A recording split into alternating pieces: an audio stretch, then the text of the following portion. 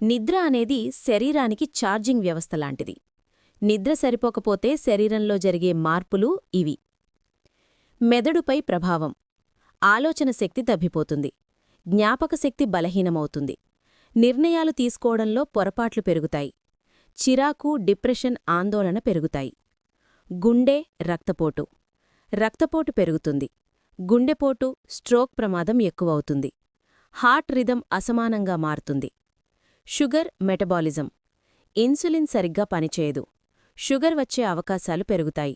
శరీరంలో కొవ్వు నిల్వవవుతుంది. బరువు పెరుగుతారు. ఇమ్యూనిటీ అంటే రోగనిరోధక శక్తి.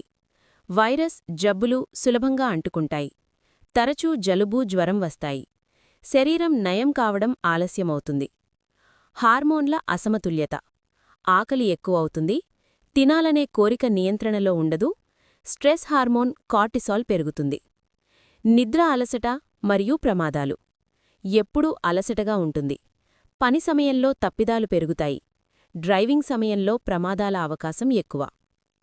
దీర్ఘకాలంగా నిద్రలేకపోతే డయాబెటీస్, హై బీపీ, ఊబకాయం, మానసిక సమస్యలు, ఆయుష్షు తగ్గడం. ఎంత నిద్ర అవసరం?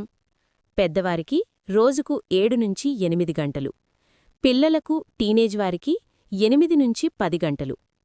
మంచి నిద్ర మంచి ఆరోగ్యం.